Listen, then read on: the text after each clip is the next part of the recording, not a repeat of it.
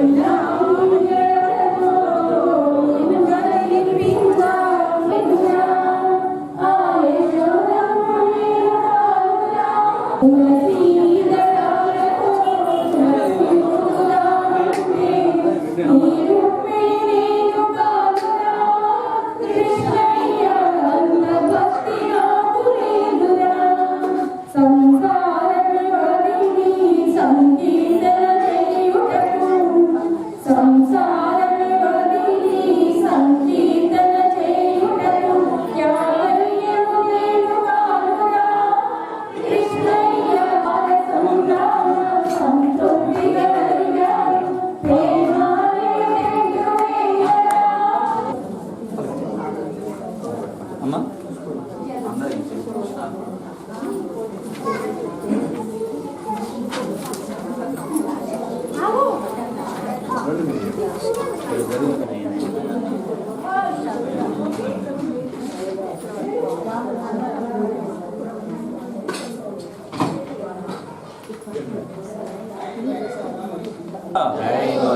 జై గోవింద. జై శ్రీమన్నారాయణ. క్రోధినామ సంవత్సరం కార్తీక మాసం పూర్తి చేసుకొని మనం స్వామివారికి ప్రీతికరమైనటువంటి మాసం మార్గశీర్ష మాసంలోకి ప్రవేశించి ఇప్పటికీ 11 రోజులు పూర్తయింది. ఈరోజు విశేషం మార్గశీర్ష శుద్ధ ఏకాదశి, గీతా జయంతి, అలాగే భాగవత జయంతి కూడా.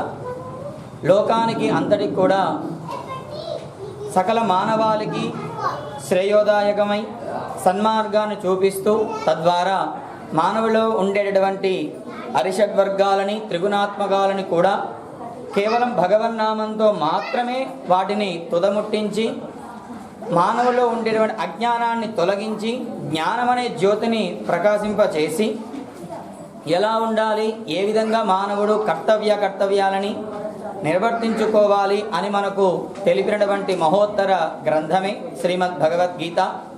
అది ఈరోజు లోకానికి అందినది కూడా ఈ శుభ తరుణంలోనే. సుమారు మనకు 7809 సంవత్సరాల క్రితం లోకానికి అందిన భగవద్గీత. దాన్ని పరంపరగా యుగాలు దాటినా జగాలు చెదిరినా క్రమంగా మనం పారాయణ చేసుకుంటూ ఈ రోజుకు చేస్తూనే ఉన్నాం. సాక్షాత్తు భగవంతుని యొక్క ముఖార విందం నుంచి ఆవిర్భావం జరిగే గ్రంథం శ్రీమద్ భగవద్గీత. తాను చేసినటువంటి ప్రతి క్రియాకలాపానికి వెనకాతలో ఉండి నడిపించే భగవత్ స్వరూపమే ఈ భగవద్గీత. అలాంటి భగవద్గీత పారాయణాన్ని ఈరోజు లోక కళ్యాణార్థం కొరకై మన గీతా మందిరంలో శ్రీ రుక్మిణి సత్యభామ సమేత వేణుగోపాల స్వామి వారి సన్నిధానంలో చక్కగా మనం అందరం కలిసి సామూహికంగా జరుపుకున్నాం. మహద్భాగ్యాన్ని మనందరం కలిసి పొందాం. అది ఈరోజు చాలా విశేషమైనటువంటి రోజు. ఆ సందర్భంగా మనం కార్యక్రమాన్ని పూర్తి చేసుకున్నాం తీర్థగోష్ఠితో. ఇక విశేషించి మనకు సోమవారం నుండి ఇది 3వ అధ్యయనోత్సవ సహిత ధనుర్మాస మహోత్సవాన్ని మనం జరుపుకోబోతున్నాం. ప్రతి సంవత్సరం మనం ఇంతకు 10ంతలుగా వైభవంగా జరుపుకునేటువంటి ధనుర్మాసాన్ని మరికొద్ది రోజుల్లో సుమారు 5 రోజులు ఆరంభం చేసుకోబోతున్నాం. విశేషించి మనకు భగవంతుడి అనుగ్రహాన్ని ఇంకా సులభంగా పొందడానికి ఏకైక మార్గమే ఈ ధనుర్మాస వ్రతకల్పం. ఆనాడు అమ్మ 5 లక్షల మంది గోపికల చేత వ్రతాన్ని ఆచరింపి చేసి తాను ఆచరించి మనకు అందించినటువంటి వ్రతమే ఈ ధనుర్మాస వ్రతం. ఆ వ్రతాన్ని ఈరోజు మన అందరం కలిసి చేసుకునే మహద్భాగ్యాన్ని గోదాదేవి మనందరికి అందించింది. అందులో భాగంగానే మనం సోమవారం ఉదయం ధనుస్ సంక్రమణ ఆరంభమవుతుంది. సూర్యుడు ధనుస్సు రాశిలోకి ప్రవేశించడం, దీన్నే ధనుస్ సంక్రమణం లేదా ధనుర్మాసం అని అంటాం. ఆ ధనుస్ సంక్రమణం సోమవారం ఉదయం 6:44 ఆరంభమవుతుంది.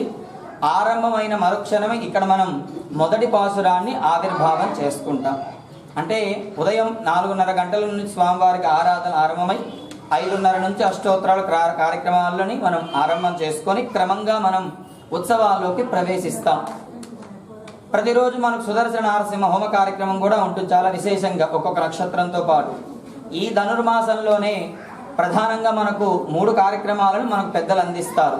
పెద్దలంటే గోదాదేవి కూడా అందించినది.